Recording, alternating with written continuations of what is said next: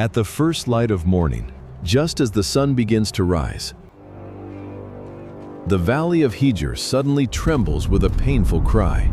The air becomes completely still. No wind blows and no one speaks. Then suddenly, a huge mountain rock splits open from the middle. Dust rises into the air.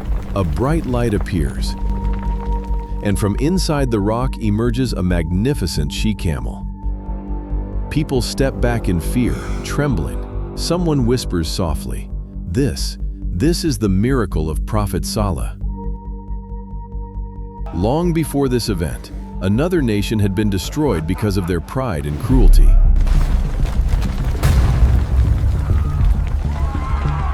When the people of that nation were punished, a small group of believers who had followed the message of Prophet Hud were saved by Allah.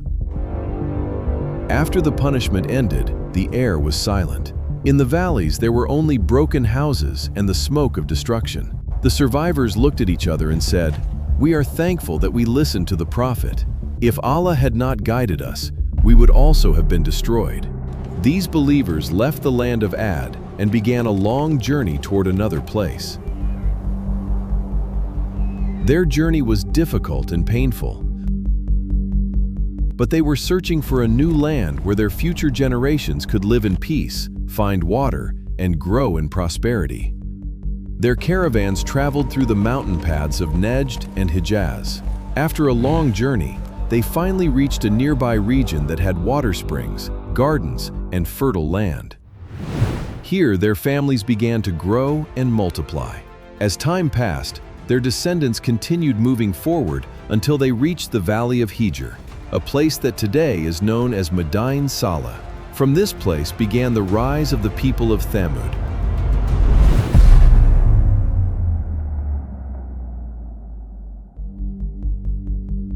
The people of Thamud became a strong and powerful nation. Allah blessed them with great physical strength, intelligence, artistic skills, and the ability to carve homes out of mountains. They lived in a region rich with natural beauty and resources. These people carved entire cities inside the mountains. Their buildings were extraordinary, with straight walls, tall pillars, and beautiful designs that still amaze people today.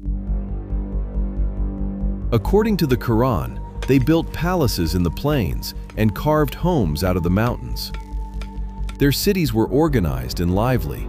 Their markets were bright with light, filled with the sounds of trade and business. At night, the streets glowed with torches. The valleys were filled with gardens, and the sweet smell of dates spread through the air. The land was green and fertile, but slowly, they forgot to be thankful for Allah's blessings. Pride entered their hearts.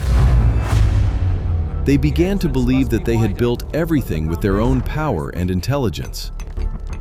Their strength led them away from the truth, and their hearts became hard. They carved idols from the mountains and began to worship them. Instead of remembering Allah, they started calling upon natural forces and false gods. They became proud of their wealth, their strength, and their ability to carve mountains. They would boast, saying that no one could defeat them. The strong among them oppressed the weak. The powerful leaders made their own rules and treated them like law. It was as if they had abandoned the laws of Allah and created their own laws according to their desires. Corruption and sin spread throughout the nation of Thamud. Their famous saying was, "We carve houses out of mountains. Who can overpower us?" They believed that their blessings came from their own strength. They forgot that it is Allah who gives and Allah who can take everything away. In this same valley, in a respected family, a noble child was born in the house of Ubayd bin Masa.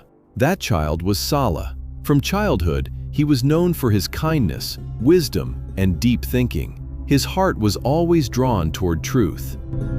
The elders of the community often said, "This boy is not ordinary. His words carry great depth."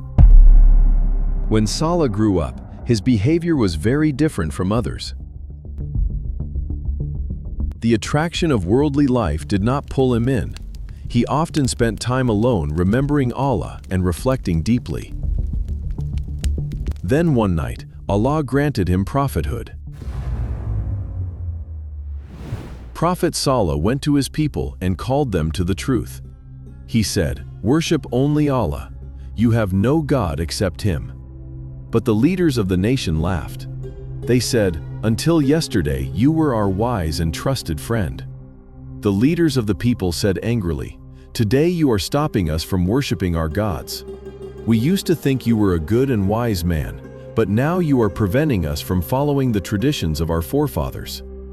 Prophet Saleh calmly tried to explain to them. He said, "This valley, these buildings, and everything around you are blessings from Allah. Be thankful to Him and do not commit shirk." But the people replied stubbornly, "Do not speak without proof. If you are truly a prophet, then show us a sign." The leaders then challenged him and said, "Bring out a living she-camel from inside this mountain rock. Only then will we believe you." Prophet Saleh went with them to the mountain. There he prayed to Allah and said, "O Lord, you are the witness. Show them your sign." Then suddenly, the atmosphere of the valley changed. The mountain split open from the middle. A wave of bright light shocked everyone, and from inside the rock emerged a huge and magnificent she-camel. This was not an ordinary camel.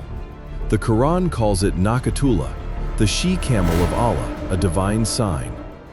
Its appearance and greatness amazed the people. They had never seen anything like it before. But the miracle did not end there. The she-camel would drink water from the valley's well for an entire day, and by the time it finished drinking, the well would become empty. The people would become worried and say, "All the water of the well is gone." However, Allah had also provided compensation for them. The next day, the she-camel would give so much milk that the entire nation would benefit from it. Every house, every child, and every animal would receive enough milk. Prophet Saleh explained the rule clearly. One day the she-camel would drink water from the well, and no one else could use the water that day. The next day, the people could freely take water from the well. In other words, one day was for the camel, and the next day was for the people. But even this fair test was difficult for the arrogant leaders of the nation. The chiefs began to complain, saying, "Our freedom has been taken away. How can a camel rule over our water?" Act now before it is too late. Their pride rose again. Meanwhile, some people in the nation began to believe in Prophet Saleh. When the leaders saw this, their faces filled with jealousy and anger. They said, "Because of this camel, Saleh is gaining honor and respect. If we do nothing, the entire nation will start following him."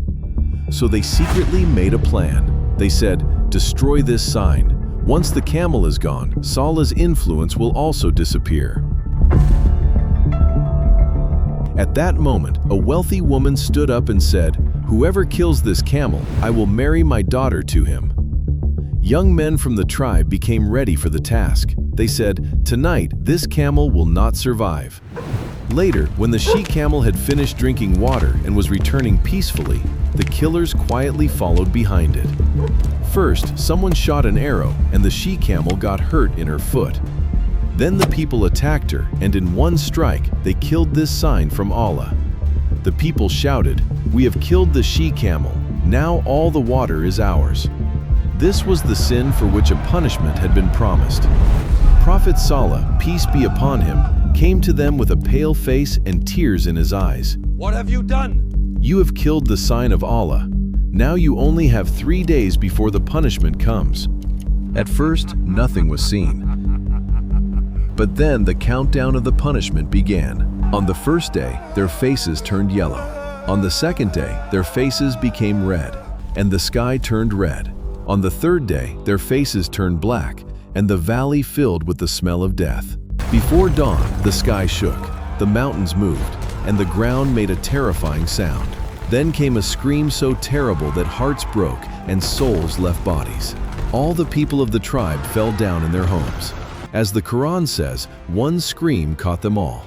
The people of Thamud were destroyed. Prophet Saleh, peace be upon him, stood at the edge of the valley and said, "I warned you, but you did not like guidance." The field of Saleh still bears witness that when people deny the signs of Allah, it is not buildings that protect them, but faith. If you like this story from the Quran, like the video, write in the comments which tribe story you want to see next. And don't forget to subscribe to the channel.